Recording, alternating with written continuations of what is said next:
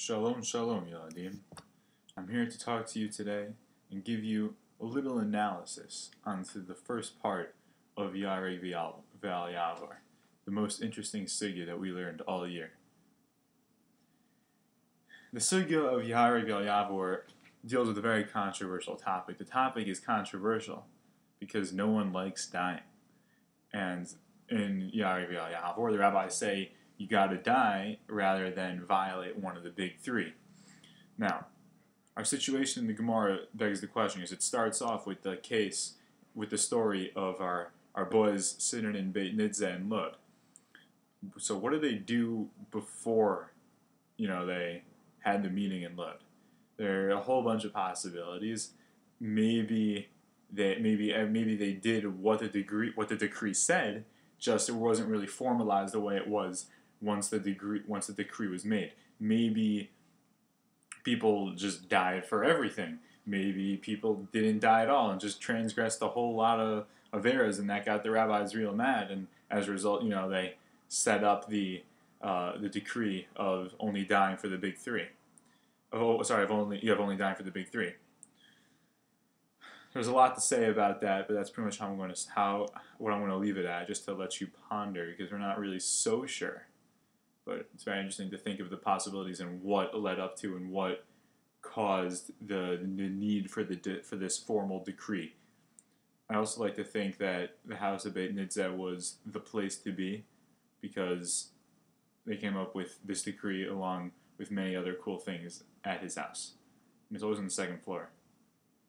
Alright, our Gemara starts off by saying that it's only necessary to die for the big three, but, we have this whole nice Gemara, and at the end of the day, it says that the only scenario where you don't die and you do transgress is a mitzvah kala in Sinah, in which it kind of goes against what we said in the beginning, because in the beginning we said that you only die for the big three. In every other case, you would transgress, but then the Gemara does what the Gemara likes to do, and it goes through all these other things, and at the end we only really transgress a mitzvah kala.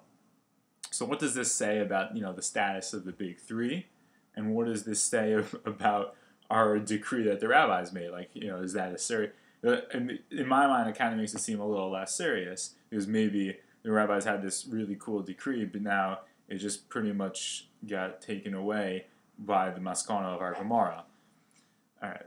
So in the case, I'm just going to leave it at that. But in the case where you're told to kill someone or you will be killed, the story with Rabbah.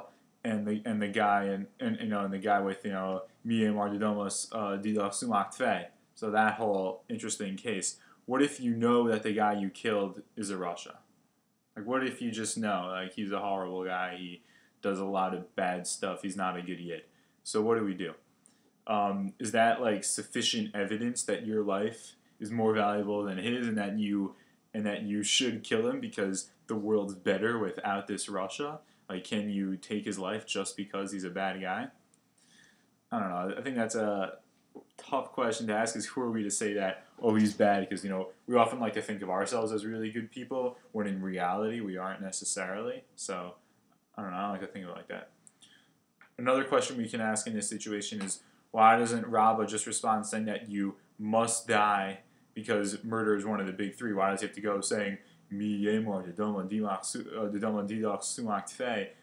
all, who said that you're cooler than this guy? Why can't you just say, well, we had this decree in Beis Nissa and Lud? I think this kind of ties back to what I was saying before with, we're not really so sure that the decree was, really concrete because of our maskana of the Gemara.